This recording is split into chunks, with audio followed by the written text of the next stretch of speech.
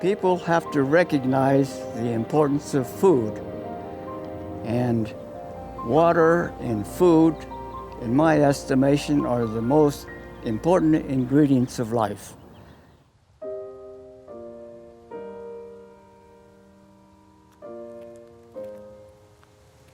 Well, I was born in Lafayette, Colorado on December 24, 1920.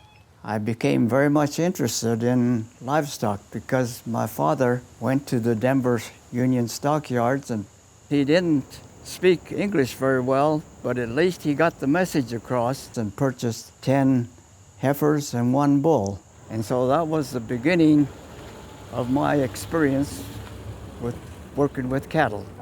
Watching the calves grow, and that interested in having me enroll in 4-H and Future Farmers of America.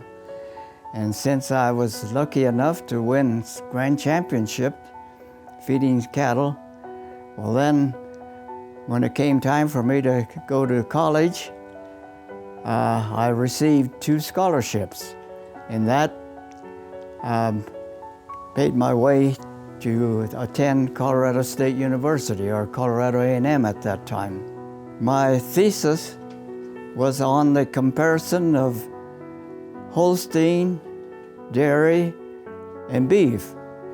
And the results surprised a number of people, especially Mr. Montfort. And at that time, Mr. Montfort said, well, your research means a lot to us here in Colorado, so would you think of coming back to Colorado? It took about a year or so, and lo and behold,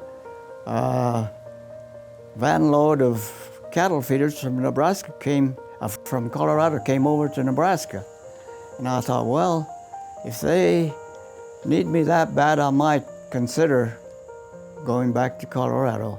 Mr. Montfort says, well, we'll pay all your expenses and so forth. So I came for an interview. And when I came for the interview, I had to visit with the president. And the president says, we can't pay you very much, but the senior here in Colorado is worth about $5,000 a year. And that is where I came up with the idea that if humans can enjoy hot meals for breakfast, maybe we ought to try feeding some steam flake corn. And that was the beginning of the steam floke area. This will improve the feed efficiency. And so by improving the feed efficiency, you can trace this back to the economy, the cost of feeding livestock. And so today, the consumer can buy their beef almost 10% cheaper than before.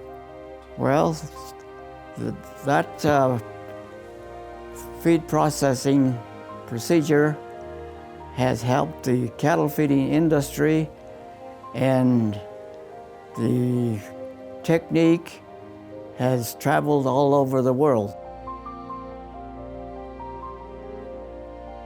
So I've been invited to Japan for a great number of years. And so now the beef export from US into Japan is about $2 billion business per year. The Minister of Agriculture in Japan noticed that I had quite a reputation in the innovation of the flake corn process, and then my teaching with the 10,000 number of students, and with other work in the teaching profession, the emperor decided to give me an award. So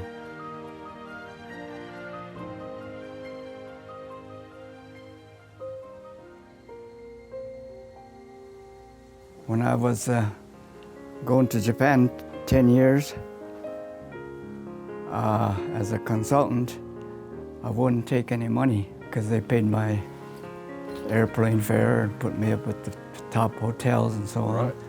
So I wouldn't take any money. So they gave a doll to my wife.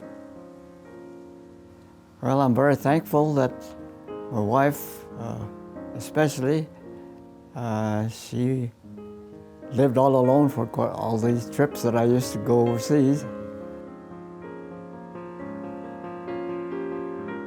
I've always had the thing in the back of my mind that knowledge cannot be taken away.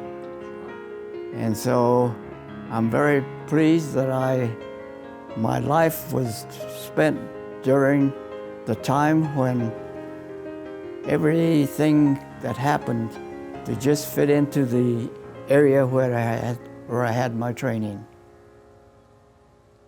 Most proud of? Well, I guess my family. Proud that I'm American citizen.